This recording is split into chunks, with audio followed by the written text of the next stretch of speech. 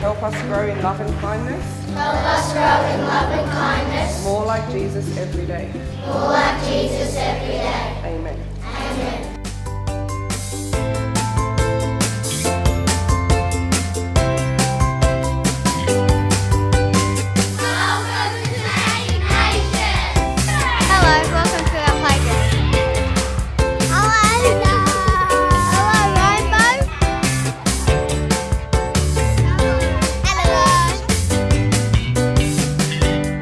Everyone's so kind and caring. There's hardly any fights. I can't say there's none. Well, it's really fun. We get to do heaps of things, and yeah, I just really love St Ignatius and being here.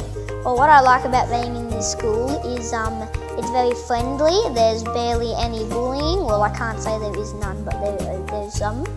But it's very a kind school. A lot of opportunities. When kids first come in and they learn who I am, then they take a liking to me and they can approach me and get more comfortable with me. We build a relationship like that. I think I make sure that there's quality teaching and learning through collegial discussions as well as professional development. I think it's really important to have those discussions with other teachers and bounce ideas off each other just to get a sense of what's working and what's not within the classroom in the school. To make sure that there's quality teaching is really important is reflection, to keep reflecting on your practice and how you can implement different practices and how you can improve and address each student's needs. We're reading a National Geographic, so there's 3 stories in one, and today we're reading Wild Ways. Can I have a guess?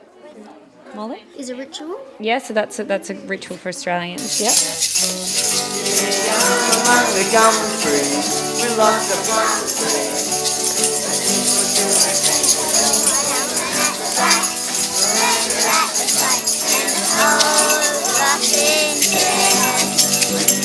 The teachers phone parents when with good and bad news stories, and I think that's great. The fact that they're not always bad news stories is reassuring as a parent, because obviously you like to hear when your children have achieved something memorable or they've done something that they couldn't do before. But also we need to know when there's issues, and we need to be able to solve those issues, and I think the school is proactive in doing that. They don't let something linger, they get on with solving the problem as quickly and as fairly as possible, for all parties.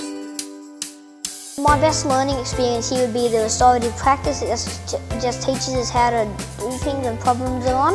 We've got a sign in the school ground, and it asks us like a restorative question. So if anything's gone wrong, you can go to it and see what's actually happened. One of the things that I've found that has been really useful for social situations and building up good relationships is allowing children to have different opportunities for play. So at recess time or lunchtime, there is passive play, but indoors, where a child who mightn't want to be outside running around has the opportunity to be with some other children doing some quieter activities. One of the really interesting things was we got a whole heap of dirt delivered for a garden, and a number of boys decided that that was a great digging pit. One of the parents mentioned to me that her 2 boys, they've learnt to negotiate and solve problems, and they've started their own digging pit at home. So that's made a huge difference to their relationship as well. In my classroom I have a God Moments chalkboard thing where kids can come back into the classroom and say, excuse me, but I saw this child doing this at lunch and recess, and that was it was a God moment or making Jesus real moment. Every day at 12 o'clock we do the Angelus. Every Friday we all go to Mass, and every day we learn about him.